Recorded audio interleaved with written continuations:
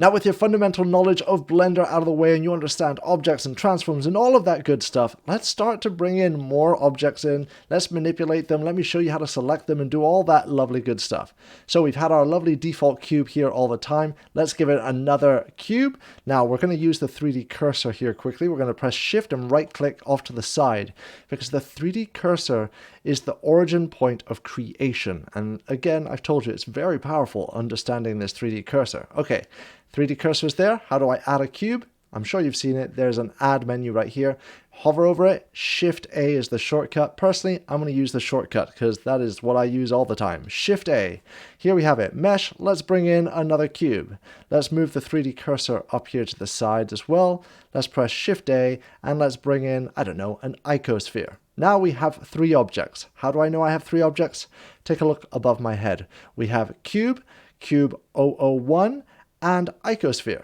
Just quickly, let me show you how to rename. We're going to select this second cube. We can press F2 and that's going to bring up the renaming panel. You can also just double click in here and rename. So I'm just going to call this cube number 2.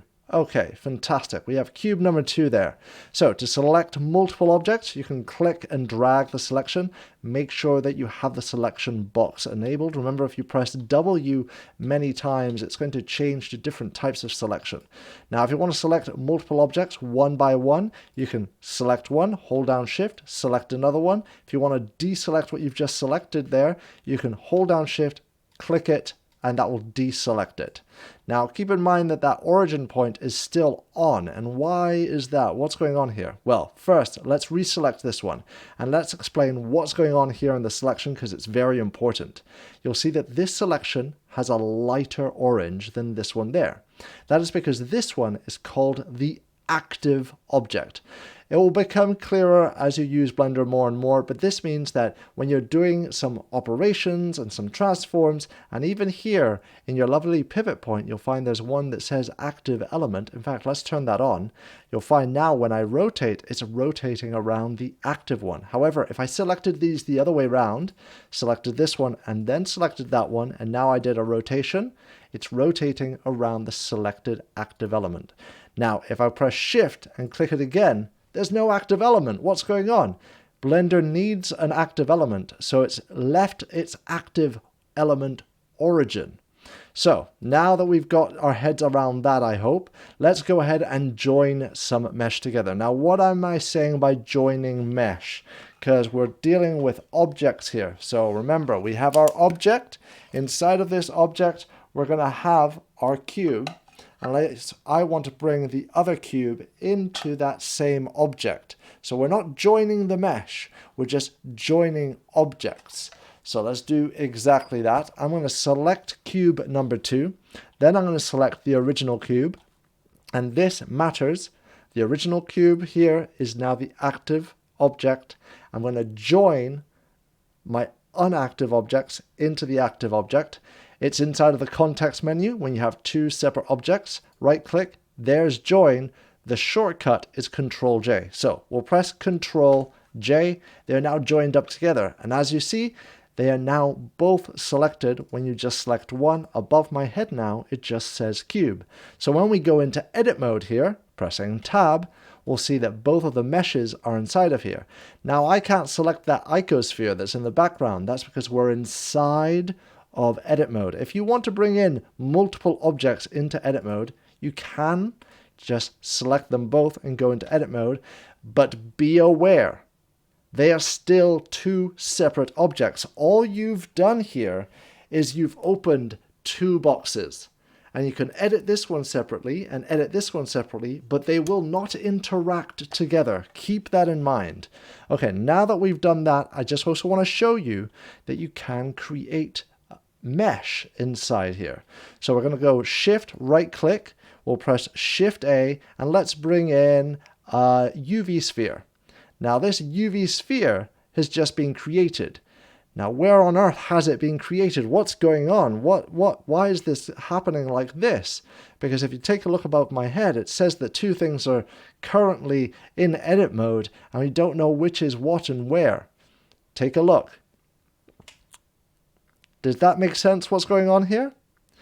Because our cube was the active object, the creation of this mesh was done inside of the active object. This is why the understanding selection, the active object and non-active object is so important.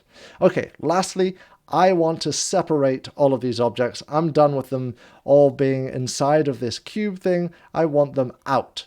Out. Okay, how do I do that? I'm going to go into edit mode. With nothing selected, I'm going to press P for parting stuff. And then here we have the separate menu. And you can go by selection, material, but what I'm wanting to do right this minute is by loose parts. We're going to click loose parts, and then I'm going to press tab once again, and you'll see that all of these now have their own selection and their own active object. They're all here behind my head. Now, you will notice something though.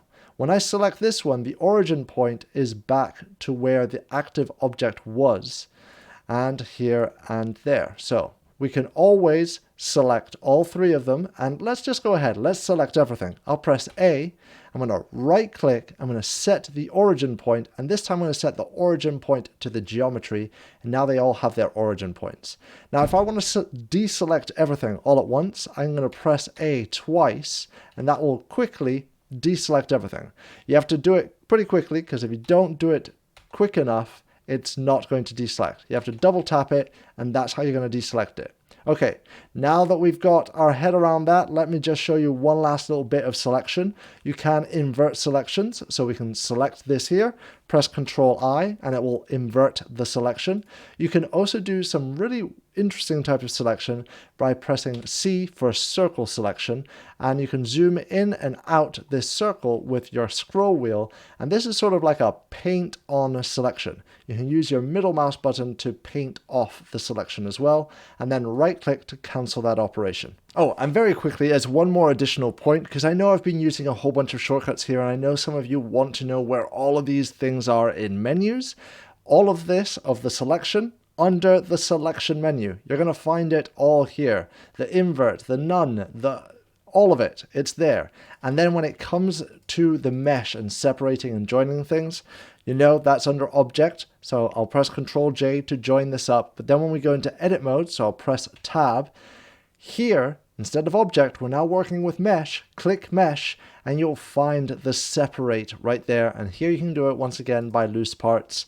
We can go back into our object mode, select everything, then we can go right click, set origin, origin to geometry.